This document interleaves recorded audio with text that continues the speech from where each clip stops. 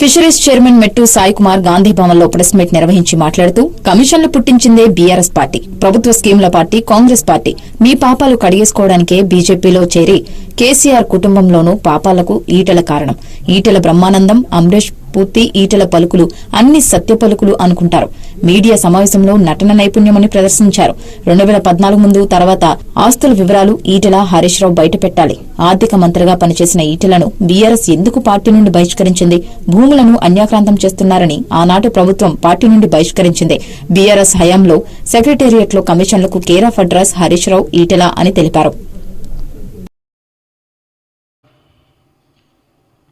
ఆ తర్వాత మళ్ళీ బీఆర్ ప్రభుత్వం మళ్ళీ మంత్రిగా పనిచేసి అసలు మీరు ఎందుకు మీ పార్టీ నుంచి బహిష్కరణ గురైనా చెప్పగలరా? మీరు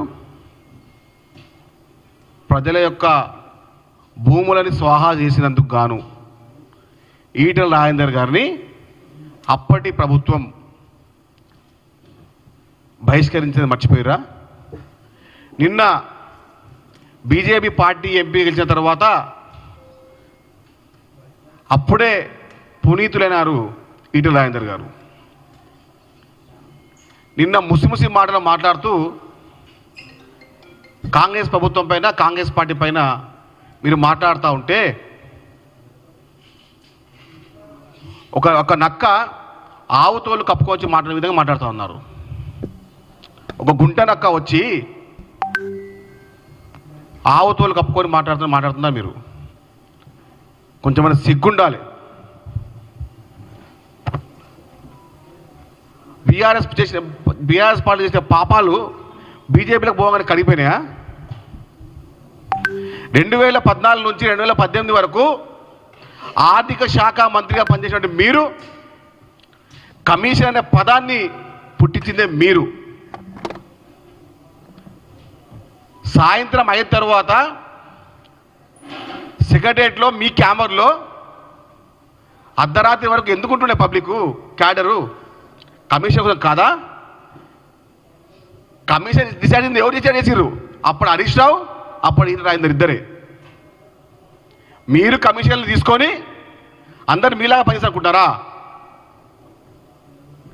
కమిషన్లకు care of ID card, Aadhaar card ఉన్నారా అంటే అది హరీష్ రావు, ఈటెల రాజేందర్. అప్పుడు ఆ సమయంలో ఈటెల ముసిముసి నవ్వుకు మాట్లాడుతూ ఉన్నాడు, బ్రహ్మానందం మాట మాట్లాడుతూ ఉన్నాడు. తనకు తాను హీరో అనుకునే వ్యక్తి, కామెడీ కన్నా ఆద్వా నటుడు ఎవరంటే అది ఈటెల రాజేందర్ మాత్రమే. అసలు మనిషివేనా అసలు నువ్వు? 2014 సంవత్సరంలో ఆర్థిక మంత్రిగా ప్రమాణం చేసి సెక్రటరియట్ని ఒక కమిషన్ అడ్డగా ఓవర్ చేసింది మీరు కాదా? సాయంత్రం 5 కాగానే సెక్రటరియట్లో కూర్చొని దందా చేసింది ఎవరు? ఇదే ఈటెల రాజేందర్ కాదా? కమిషన్ లేకుండా బిల్లు ఆపింది ఎవరు? అప్పటి ఆర్థిక మంత్రి ఈటెల రాజేందర్ కాదా? దాన్ని కంటిన్యూ ఎవరు చేసింది? హరీష్ రావు చేసిండు. ఈ ఇద్దరు తోడు దొంగలు ఒక వారం మీరు మాట్లాడతారు, ఒక వారం ఆయన మాట్లాడతాడు. ఇప్పుడు కూడా మనం ఫోన్ లిస్ట్ కాల్ చూస్తుంటే హరీష్ రావు నుంచి ఈటెల రాజేందర్కి ఫోన్ పోతుంటాయి, ఈటెల నుంచి హరీష్ రావు ఫోన్ పోతూ ఉంటాయి. మరి ఇద్దరు వేరే పార్టీ, మరి ఒక ఆయన బీజేపీ, ఒకటి బీఆర్ఎస్. అర్ధరాత్రి ముచ్చట్లు మాట్లాడుతూ ఉంటారు ఇద్దరే. ఈటెల రాజేందర్గా ఆ తర్వాత మళ్ళీ బీఆర్